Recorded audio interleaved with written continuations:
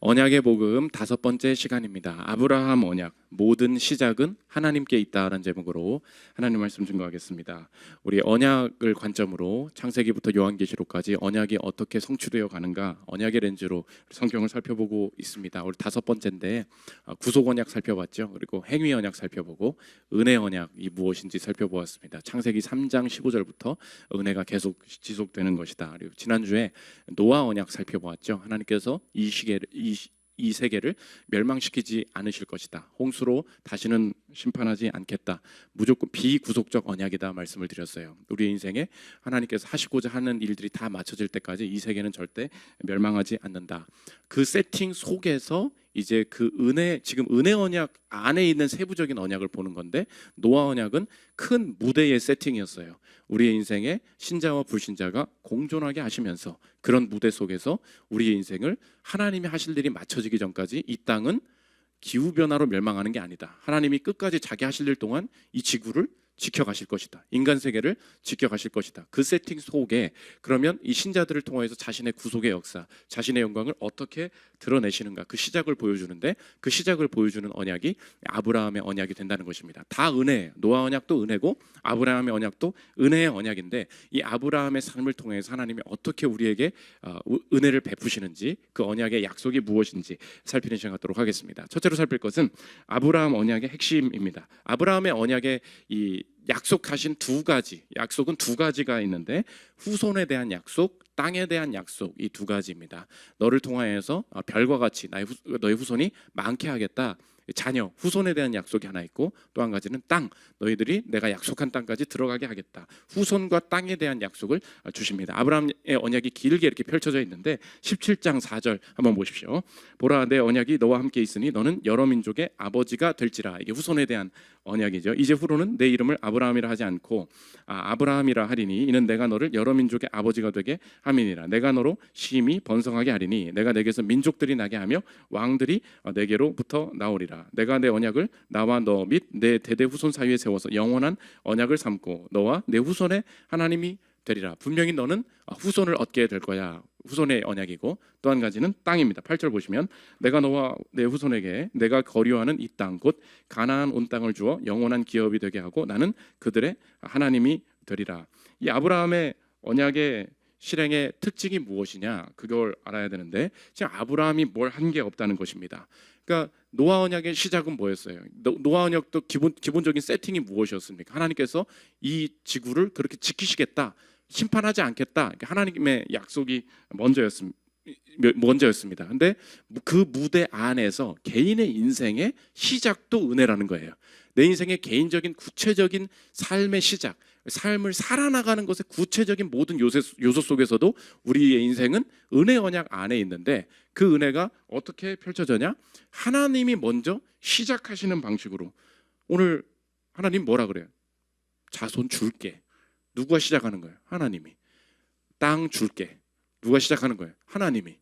내가 땅을 달라고 안 했어요. 내가 먼저 간구하지 않았다고. 근데 하나님이 먼저 테마를 먼저 주세요. 후손 줄게, 땅 줄게. 하나님의 이 구체적인 개인의 삶의 시작에서도 은혜 언약의 특징이 뭐냐? 하나님이 시작하신다는 거예요. 그래서 아브라함을 맨 처음에 하실 때 가라. 그럼 어떻게 하냐? 하나님이 줄게. 12장 1절 한번 보십시오.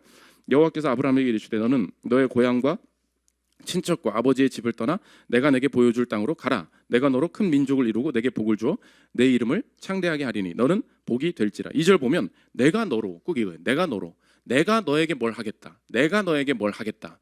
그러니까 은혜 언약의 가장 큰 특징이 뭐냐? 너는 나한테 이것을 해라. 그게 없어요. 모든 시작은 어디로부터냐? 내가 너한테 뭘 하겠다. 내가 너한테 뭘 하겠다. 그래서 우리의 인생이 은혜 언약 안에 있잖아요. 그래서 이 그리스도로까지 이어지는 은혜 언약 안에 있다는 걸 내가 아는데, 구체적으로 내 삶에 이 언약이 얼마나 풍성한가, 내게 어떤 부분마다 얼마나 내 인생에 풍성한 약속이 주어져 있는가를 알 때에 구체적으로 오늘 아브라함의 언약을 통하여서 꼭 잊지 말아야 될 것이 무엇이냐, 그 아브라함 언약의 핵심을 정리하면 제목과 같다는 것입니다. 모든 시작은 하나님께 있다는 거예요.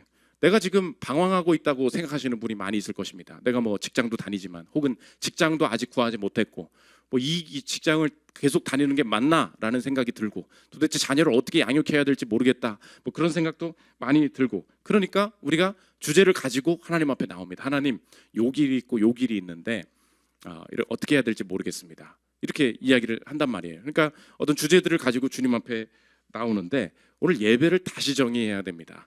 하나님은 우리 보고 시작을 맡기신 적이 없다는 거예요. 아니, 예배 가운데 나온 우리가 보고서 같은 거 하면 그러지 않습니까? 팀장님이 일단 가져와. 뭐 네가 뭘 해와야 내가 뭘 평가를 해주지. 뭐 그런 거 있지 않습니까? 네가 뭘 해야 내가 뭘 해주지 않겠냐. 뭐 이건 좋다 나쁘다 말을 해주지 않겠냐. 세상에서 우리의 인생을 판단하고 인정하는 기준들은 다 뭐예요? 시작이 어디로부터예요? 내가 잘해서 내가 보고서와 성과를 들고 가야 평가를 해준다는 거예요.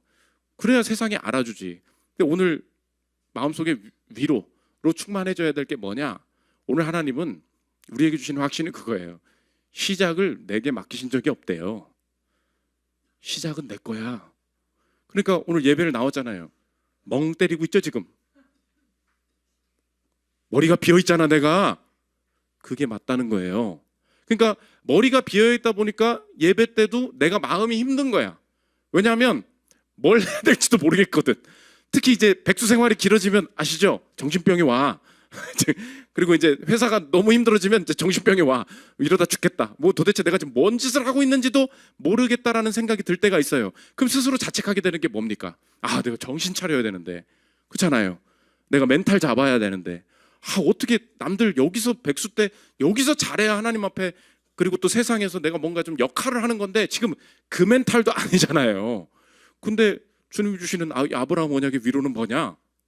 그게 맞다는 거예요. 고치고 오지 마. 그러면 하나님께서 뭐 하시겠다는 거예요? 멍 때리고 있는 내 삶에 시작을 누가 하시냐? 하나님이 하신다는 거예요.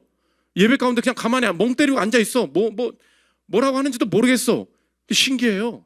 저 목사님 소리는 안 들리는데 저 목사님 설교는 웅웅거리는데 하나님 음성은 들려. 그게 신기입니다. 그게 신기한 거야. 나는 저게 막 받아들이기 막 너무 어렵고 뭘 하는지 모르겠다. 내 삶을 저 목사님 정말 모르실 거야. 막 그 정도로 힘들어질 때가 있어요. 근데 아브라함 언약의 약속은 뭐냐면 시작은 하나님께 있다는 거예요. 그래서 그냥 하나님의 임재 앞에 나를 노출시키잖아요. 신기해. 감정도 새로운 감정이 시작이 돼요. 이 감정이 억눌러져요. 내 염려들이 그냥 바뀌어요. 그 마음을 가질 수 없는 나라고 생각을 했어요. 이 죄악을 끊을 마음이 들지 않는 나라고 생각을 했다고. 어디로부터 시작해야 될지도 주제를 못 잡고 있는 나였어요. 근데 예배드리고 말씀 읽고 그냥 하나님 앞에 나를 노출시키잖아요. 어느 날 뭐가 생각이 들어. 근데 지나고 보면 느껴져요. 이 생각을 내가 한 게 아니에요. 하나님이 생각을 시작하게 하신 거지. 저도 맨날 설교할 때 그래요. 맨날 본문을 보면 무슨 생각을 하시니? 무슨 생각을 하긴 도대체 뭔 소리 할지 모르겠다라는 생각을 하지. 진짜 그렇다니까요. 여러분 한번 생각해 보십시오. 일주일에 기도회까지 있으면은 컨텐츠를 최소한 4개 이상은 만들어야 돼. 칼럼 써야지. 아침 저녁 해야지. 뭐 금요기도 있는 날은 뭐 금요기도 해야지. 뭐 신방 있을 때 신방 가서 신방 예배해야지. 그렇잖아요. 그러면 돌려막기가 안 되잖아. 맨날 유튜브에 올라오니까. 옛날엔 유튜브에 안 올라왔어요. 여기 가서 했던 설교 또 하고 뭐 이렇게 했다고. 근데 우리 성도가 우리 설교 듣고 갔는데 집에서 똑같은 거 할 수가 있습니까? 그렇잖아. 그러면 시간도 없어. 시간도. 맨날 뭐 샤워하면서 막 빨리 신방하고 막 장례식 설교도 가고 막 해야 돼. 막 하는데 그럼 어떻게? 주님 어떻게 합니까? 내가 지금 읽은 걸로 내가 지금 아무것도 없습니다. 근데 이상해. 주님이 시작을 하세요. 시작을. 이 본문 너무 좋겠다. 이 본문이 이 가정에 딱이다. 갑자기 말씀 읽는 동안에 또 마음을 주셔. 아브라함 언약도 어떻게 했겠어요? 하나님이 시작하셨지. 또 뭔 소리 합니까? 그럼 주님이 시작하게 하시는 게 있다고. 그래서 오늘 노력과 성실을 의지해서 다시 일어날 생각을 버려요. 그게 은혜야. 오늘 그냥 죽치고 앉아 있잖아요. 오늘 생각이 안 나지? 다음 예배 때 또 앉아 있어. 그냥 앉아 있는 거예요. 주님께 노출을 시키면 하나님이 어떤 분이시냐? 시작하시는 분이라는 거예요. 그러면 시작하실 때까지 기다리겠습니다. 그러니까 하나님이 주도적으로 시작하신다. 이 말을 성경의 교리적인 말로 뭐라 그러냐? 콜링 이렇게 얘기해요. 부르심. 우리 신자들의 인생은 결단과 노력과 새 마음가짐으로 시작되는 게 아니라 그 내가 새롭게 시작된다는 느낌이 드는데 그거를 성경적으로는 뭐라고 표현하냐? 콜링, 부르심으로부터 모든 실제적인 인생이 시작이 된다. 그 약속에 대한 신자의 반응은 뭐냐? 그걸 믿어보고 싶다는 거예요. 믿음 주신다. 15장 6절 보십시오. 아브라함이 여호와를 믿으니 여호와께서 이를 그의 의로 여기시고. 이 구절이 많이 논란이 된 게 뭐냐면 아브라함이 많이 실패했다는 거예요. 막 자기 그냥 다른 자식이 내 자식이라고 생각도 하고. 근데 하나님께서 아브라함이 그걸 믿었대. 하나님을 신뢰했대. 그 완전함을 말하는 게 아니에요. 하나님께서 아브라함이 부족한 믿음이었죠. 근데 부족하게 하나님 믿어보겠다고 말을 했대. 근데 하나님이 그걸 어떻게 하시냐? 그걸 의로 여기셨다. 이 말이 뭐냐? 야, 네 믿음 정도면 내가 애 줄만하다. 네 믿음 정도면 땅 줄만하다. 이게 아니었다는 거예요. 아브라함은 여전히 실패했어. 근데 하나님 믿어보려고 했어. 그 믿음이 온전치 않았어요. 근데 그걸 어떻게 여겼냐? 더글라스 무 신학자의 이야기입니다. 들어보십시오.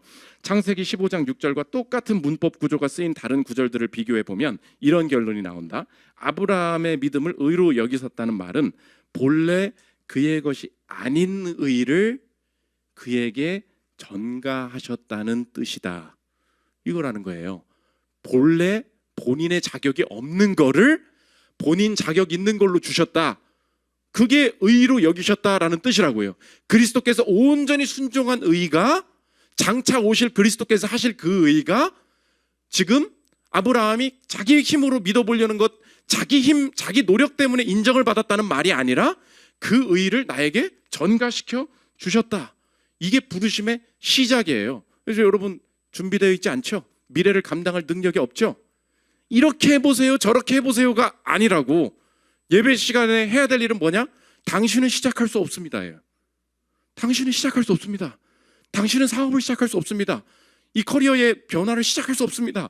당신의 가정의 미래를 시작할 수 없습니다. 시작은 누구냐? 시작은 하나님이라는 거예요. 그럼 다 됐네. 시작해 주옵소서. 그러므로 적용인데 오늘 꼭 한번 생각해 보십시오. 인생을 살아갈 때 너무 바쁘니까 그걸 모르는데 부르심이 신자의 시작이라면 언제나 어느 순간에나 부르심에 대해서 분별하는 마음이 꼭 필요하다는 것입니다. 내가 지금 연봉을 얼마 받고 있나? 내 미래에 뭐 소득이 어떻게 된다 그러나?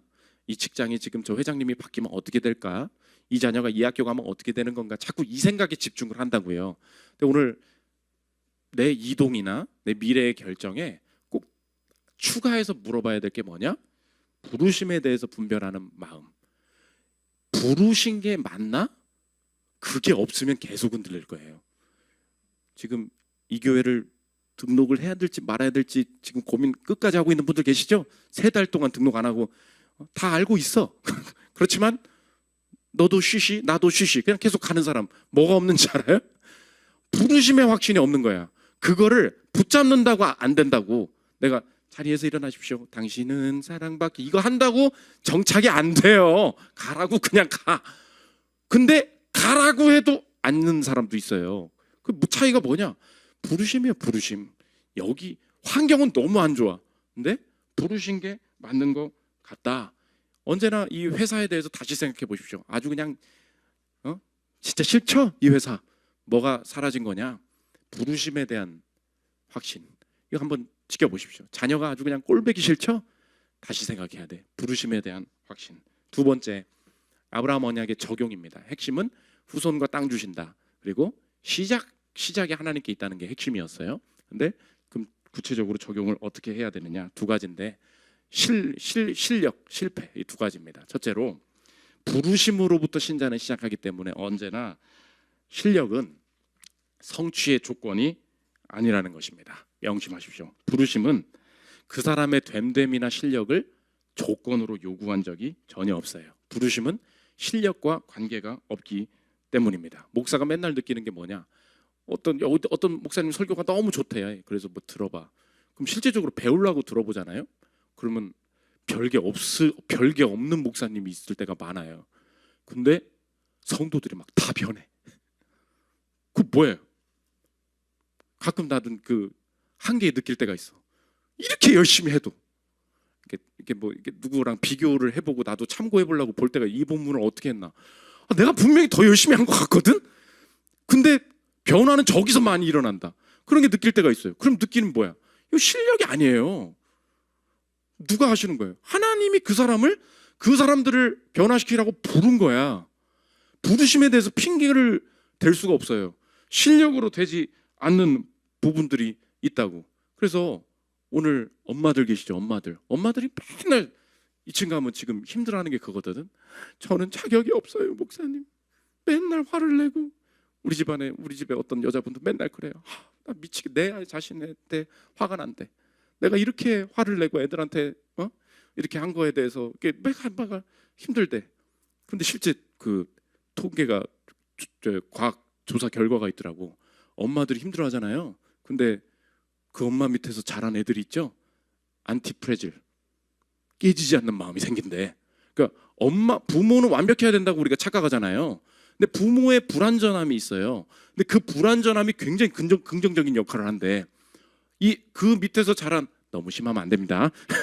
그런데 어느 순간에 나는 이게 실수고 이렇게 말했기 때문에 얘네들이 막 상처를 입고 이상하게 잘할 것 같다. 그렇지만 않다는 거야. 애들이 엄마 또 시작했다. 견뎌야 돼. 조금만 있으면 엄마가 괜찮아져. 우리 엄마는 10분만 버티면 돼. 이게 마음속에 자라난다는 거예요. 그러면은 엄마에 맞게, 이 아빠의 스타일에 맞게 눈치 보면서 따다다다닥 해가지고 이거 이겨내면 내 마음의 평정심, 오케이, 이렇게 하고 넘어가는 마음이 생긴다는 거예요. 그래서 이 말이 너무 위험한 말일 수 있지만 너무 잘해주려고만은 하지 말아요. 그리고 너무 죄책감 갖지 말라고. 그렇다고 막 쥐어패고 막 그러지 말라, 그런 얘기가 아닙니다. 목사님이 화내라고 하셨어 막 이러지 말고. 그런데 어느 순간에 내 인생의 부족과 막 잘해줄 수 없는 부분들이 생길 때 우리가 명심해야 될 게 뭐냐, 이걸 이제 성경으로 끌고 와 보라고. 실력은 절대 성취의 조건이 아니에요. 뭐가 조건이에요? 부르시면 조건이 없다니까. 그래서 창세기에 아브라함을 부를 때 우리는 창세기 12장부터 보는데 일부러 11장에 아브라함에 대해서 설명한 게 뭐냐, 아브라함의 집안이 얼마나 별 볼 일 없었는지를 꼭 얘기한다고. 아빠가 누구였는지 알아? 꼭 이걸 짚고 넘어간다는 것입니다. 11장 27절 보십시오. 데라의 족보는 이러하니라. 데라는 아브라함과 나홀과 하란을 낳고 하란은 롯을 낳았으며. 데라가 누구예요? 아브라함의 아버지지. 이렇게만 나와요. 근데 이 아버지가 누구냐? 여호수아 끝장에 가면은 밝힙니다. 여호수아 24장 2절 보십시오. 여호수아가 모든 백성에게 이르되 이스라엘의 하나님 여호와께서 이같이 말씀하시기를 옛적에 너희의 조상들 곧 아브라함의 아버지 나홀의 아버지 데라가 뭐래요? 강 저쪽에 거주하여 다른 신들을 섬겼으나. 그러면 믿음의 조상 아브라함의 파더는 누구야? 다른 신 섬기는 우상 숭배자. 그죠? 콩가루 집안이었다는 거예요. 아빠는 불교, 아들은 기독교. 불교라고 하면 또 큰일 나네. 다 종교. 그잖아요. 그런데 하나님께서 부모가 기도 열심히 하는 사람 쓰지 않으시고, 아빠가 목사인 사람 쓰지 않으시고, 아빠가 장로인 사람 안 쓰신다는 거예요. 그러므로 오늘 적용적인 판단이 뭐냐? 이게 착각하지 마십시오. 실력을 기르지 말란 얘기가 아니에요. 그렇죠? 그런데 오늘 부르신 게 맞죠? 그러면 오늘 확신해야 될 게 뭐냐? 실력을 기준으로 부르심을 판단하는 거, 이건 죄예요. 내가 엄마 자격이 없는 것 같아. 여기서 자꾸 내가 볼 땐 이 자리에 하나님께서 이 직장에 부르신 게 맞거든요. 근데 옆에서 뭐라 그래? 성과가 안 난다 그러잖아. 그렇잖아요. 그럼 자꾸 내 인생의 판단을 뭘로 다시 하게 만드냐고. 성과에 근거하여, 평가에 근거하여, 학점에 근거하여. 그러니까 막 학교 다니다가도 요새는 그 대학교, 명문대 대학교 교수님들이 모였대요. 왜냐하면 사상 초유의 일이 대학교에서 벌어진대. 우울증, 공황장애, 이 자기 자신의 자격에 대한 그게 불안감이 너무 커서 학교에 휴학생들이 넘쳐난다는 거예요. 지금 대학생들이. 그러니까 세상 교수님들이 너무 놀라서 이 학교를 어떻게 하면 애들이 계속 다니게 할 수 있을까? 지금 사람들마다 없는 게 뭐야? 확신이 없는 거야. 잘 나가는 애, 공부 잘하는 애, 천재인 애 보면 너무 막 세상이 막 너무 이런 게 많아. 그러니까 내 인생은 뭐예요? 내가 이거 공부해봐야 뭐하냐? 이 학점 가지고 어디 들어가냐?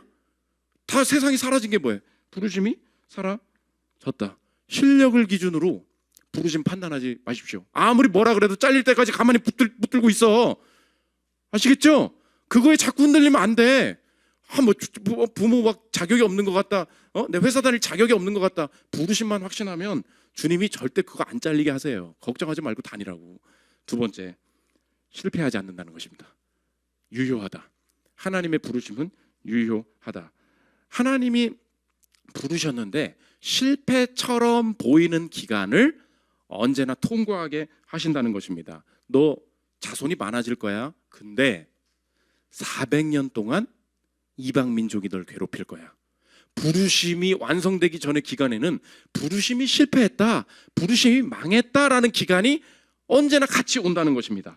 15장 13절 보십시오. 여호와께서 아브라함에게 이르시되 너는 반드시 알라. 내 자손이 이방에서 객이 되어 그들을 섬기겠고 그들은 400년 동안 내 자손을 괴롭히리니. 이거 누구 얘기예요? 이집트 얘기죠? 애굽 얘기라고. 애굽에서 썩는 것처럼 보일 거야. 14절. 그들이 섬기는 나라를 내가 징벌할지며 그 후에 내 자손이 큰 재물을 이끌고 나오리라. 큰 재물을 이끌고 나오고 큰 후손을 데리고 나오기 전까지 400년 동안은 느낌이 뭐래요? 무효야, 무효. 아무것도 되는 일이 없어. 아무것도 이룬 일이 없어. 시간만 가고 있어. 그게 있다는 거예요. 부르심에는.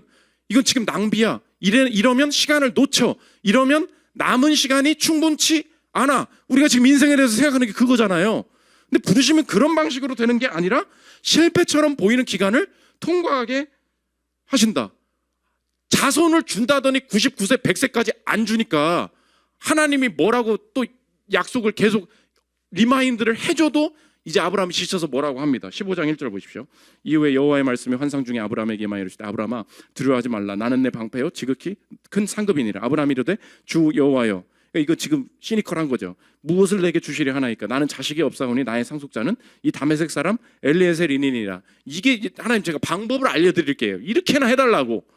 근데 하나님은 그게 아니라는 거예요. 3절. 아브라함이 또 이르되 주께서 내게 씨를 주지 아니하셨으니 내 집에서 길린 자가 내 상속자가 될 것이니라. 계속해서 자기가 막 자꾸 고집 부려요. 지금 이 아브라함의 마음에 있는 건 뭐예요? 실패죠. 부르심은 다 어디로 갔어요. 근데 하나님은 여전히 뭐라 그러시냐? 유효하되. 그 약속이 유효하되. 우리 인생에 적용이죠. 구호를 가져왔습니다. 오늘 PPT 편집 마음에 들었어. 나는 말을 안 했는데 구호인 줄 알고 알아서 크게 폰트를 키웠어. 자, 내가 키운 게 아닙니다. 그가 키운 거지. 자, 한번 읽어보겠습니다. 시작. 이루실 일을 내가 정하지 않는다. 이게 부르심이 실패하지 않는다라는 걸 믿는 사람들의 실천적인 현실적인 적용이에요. 다시 한번 시작. 이루실 일을 내가 정하지 않는다. 우리 인생에 내가 정한 목표가 있거든요. 근데 하나님의 부르심은 더 크거든. 그러면 순간적으로 뭐가 느껴지겠어요? 대학에 못 갔어. 그럼 뭐예요? 실패죠. 근데 하나님은 여전히 뭐라 그래요? 유효하대. 난 네 방패야. 지극히 큰 상급이야. 근데 내 목표는 뭐가 돼버렸어요? 대학이 돼버렸어. 그러니까 내 인생에 하나님 뭘 이루신다는 거예요? 난 대학을 목표로 왔는데 그게 안 되는 거예요. 근데 하나님 여전히 뭘 하시냐? 유효하대. 하나님이 이루실 게 뭔지. 이런 직업을 갖고 싶었어요. 제 꿈은 외교관이었습니다. 벌써 비웃잖아. 망한 꿈이다. 그래, 너 참 커지고 싶었구나. 그렇죠? 그러면 어떻게 해요? 그거 하려다가 내가 못해가지고. 근데 열심히 막 외교통상부도 견학도 가고 나 진짜 열심히 해보려고 그랬어. 전 모뎀의 옛날 홈페이지 막 개인 홈페이지 외교관이 개인 홈페이지 운영할 때 그거 막 찾아다니고 인쇄하면서 막 나는 외교관. 엄마 저 TV에 나오는 사람 뭐 저걸 외교관이라고 그래. 아 그래? 외교관이 영어로 뭐야? 디플로맷이라고 하는 거야. 아 그래? 그러면 내가 게임 아이디. 그러니까 외교관 공부는 안 하고 게임만 한 거야. 리틀 대쉬 디플로맷. 난 작은 외교관이다. 난 이제 곧 외교관이 될 거다. 엄청 막 그런 뭐 시덥지 않은 일들을 하고 다녔어요. 근데 알게 됐지. 외교관 되기가 그렇게 쉬운 게 아니라는 거를. 그렇잖아요. 뭐 외교 경험도 없고 뭐 그것 때문에 안 된 건 아니겠지만 내 인생이랑 뭐가 맞지 않는다. 계속해서 생각을 했습니다. 그럼 내 인생 뭐야? 실패. 그렇게 된다니까 꼭. 왜요? 목표가 너무 뚜렷한 거야. 여러분 그래서 그런 사람들은 잘 쓰임 못 받아요. 왜? 내 목표가 너무 뚜렷해. 33세 결혼. 전부야 그게. 내 인생이. 10억 달성. 안 되거든. 그럼 어떻게 돼요? 다 실패로 보이는데 하나님은 여전히 뭐라 그러냐? 유효해. 어떻게 유효하냐? 내가 지킬게. 너무 아름다운 계약의 장면이 나오는데 하나님께서 야 저기 계약하게 동물들 가져와. 15장 8절 보십시오. 그가 이르되 주 여호와여 내가 이 땅을 소유로 받을 것을 무엇으로 알리까? 그러니까 유효합니까? 물어본 거죠. 여호와께서 그에게 이르시되 나를 위하여 3년 된 암소와 3년 된 암염소와 3년 된 순양과 산비둘기와 집비둘기 새끼를 가져올지니라. 아브라함이 그 모든 것을 가져다가 그 중간을 쪼개고 그 쪼갠 것을 마주 대하여 놓고 그 새는 쪼개지 아니하였으며. 이렇게 동물들을 쫙 쪼개다가 놓고 그 가운데를 걸어가는 게 옛날에 계약서 체결할 때의 특징이었어요. 계약을 어떻게 하냐? 동물 쪽에 그리고 양 당사자가 가, 그리고 약자가 들어가요. 계약 못 지킬 것 같은 사람이 들어간다고. 무슨 뜻이에요? 계약 못 지켜? 너 이렇게 쪼개질 줄 알아. 그 위협이에요. 계약이 이렇게 위험한 거야. 근데 17절 보십시오. 해가 져서 어두울 때에 연기 나는 화로가 보이며 타는 횃불이 쪼갠 고기 사이로 지나더라. 한 명만 지나갔어. 누가 지나갔어요? 타는 횃불이 쪼개긴 고기 사이로 지나갔다. 누가 지나간 거예요? 하나님이 지나가신 거죠. 우린 지나갔어요? 안 지나갔어요? 안 지나갔어. 내가 너 후손 주고 땅 줄 거야. 근데 지킬 거야. 안 지킨 분명히 유효해. 그 약속을 누가 보장하셨어요? 자기가 직접 쪼갠 고기 사이로 지나간다.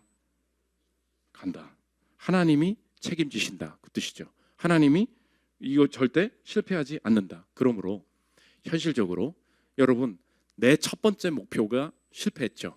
근데 이루실 일을 내가 정하지 않는다 그랬죠. 그러면 다음 스텝이 있을 거 아닙니까? 그렇잖아요. 다음 직장 어떻게 돈 벌게 하실지, 누구 만나게 하실지, 무슨 사업을 새로 시작하게 하실지, 이 나이에 뭘 어떻게 하시려고 하는지 모르잖아요. 근데 하나님이 우리에게 동일하게 주시는 말씀은 뭐냐면 유효하되. 뭔지 모르죠. 그러면 우리가 가져야 될 생각이 뭐냐? 제가 어떤 그 활동가 분의 이야기, 자기가 살아온 이야기를 하면서 이게 너무 이 부르심과 맞다 가져왔어요. 그분의 다짐이래. 인생의 다짐이래. 들어보십시오. 기회가 오지 않는 사람은 없다. 단 기회와 기회 사이에 스스로 마탱이가 갈 뿐. 근데 이게 너무 부르심에 맞다는 생각이 들어요. 목표와 목표 사이로 한번 생각해 보십시오. 뭐래요? 인생이 왜 무너진대요? 기회가 오지 않는 사람은 없다. 단 기회와 기회 사이에 스스로 마탱이가 갈 뿐. 하나님은 여전히 우리에게 뭐라고 말씀하시면 유효해. 걱정하지 마. 이거 대학 떨어진 거, 이거 연봉이 어쩌고, 이거 딜을 못 딴 거 아무 문제도 되지 않아. 여전히 유효해라고 말씀하시는데 나는 그게 너무 전부인 거야. 이 남자 놓친 거, 이 사업 기회 놓친 거, 이 투자로 날린 거 너무 이게 크니까 어떻게 돼요? 마탱이가 가버린다고. 아브라함도 마탱이가 갔어요. 자꾸 뭐라 그러냐? 딴 애 낳아야 되겠다. 16장 1절 보십시오. 아브라함의 아내 사라는 출산하지 못하였고 그에게 한 여종이 있은 애굽 사람이요 이름은 하갈이라. 얘 하갈이랑 해가지고 내가 내 인생의 자녀를 스스로 만들어야 되겠다. 이거 다 안 읽을 건데 지금 이걸 뭐라고 써붙이면 돼요? 창세기 페이퍼 성경 가지고 있으면 마탱이 감, 아브라함 마탱이 가버림 이렇게 쓰면 되는 거예요. 하나 기회와 기회 사이, 성취와 성취 사이에 우리의 인생이 마탱이가 간다. 17장 17절 보십시오. 아브라함이 엎드려 웃으며 벌써 마탱이 간 게 보이죠? 웃어 속으로 마음속으로 이르되 100세 된 사람이 어찌 자식을 낳을까? 사라는 90세니 어찌 출산하리요 하고 아브라함이 이에 하나님께 아뢰되 이스마엘이나 하나님 앞에 살기를 원하나이다. 진짜 가버렸죠? 이스마엘이나 살려주세요. 오늘 여러분의 지금 인생이 어른들도 그러잖아요. 저거 별거 아닌데 우리도 그러잖아요. 저 고딩이, 저 중딩이 그 여자친구랑 헤어졌다고 저 교회 안 나온다고 우리 그럼 뭐라 그래요? 마탱이가 가버린 거지. 인생이 얼마나 큰데 네 여자 5번은 더 헤어져야 되는데 그죠? 그렇잖아. 투자 시작하신 분들 그러더라고. 뭐 하다가 500을 날렸대, 1000을 날렸대. 40대 50대 넘어가. 아이고 저걸 잃었다고. 저건 잃은 것도 아니야. 네 재산이야. 근데 우리 그때는 어때요? 마표되고 가고 싶지? 뛰어내리고 싶잖아. 마탱이가 가버리면 그래요. 오늘 붙잡아야 될 게 뭐야? 오늘 마탱이 가면 안 돼요. 이루실 일을 내가 안정해야 돼. 나는 이게 될 줄 알았어. 근데 외교관 안 되게 하시네? 어떻게 해요? 외교관 된 사람마다 우리 교회도 제 주변에도 갑자기 하나님이 자꾸 외교관 되는 사람 막 자꾸 붙여주셔. 그럼 내가 막 엄청 질투하고 그러니까 전혀 안 그러더라고. 내게 아닌 거예요. 여러분 다시 자신감 가져야 돼요. 안 이루어진 게 아니야. 그건 내 목표였을 뿐이지. 마탱이 가지 말아요. 다음 성취가 있다고. 마지막 세 번째, 아브라함 언약의 확장입니다. 예전에 설명하다가 충분히 설명을 안 한 게 세대주의자죠.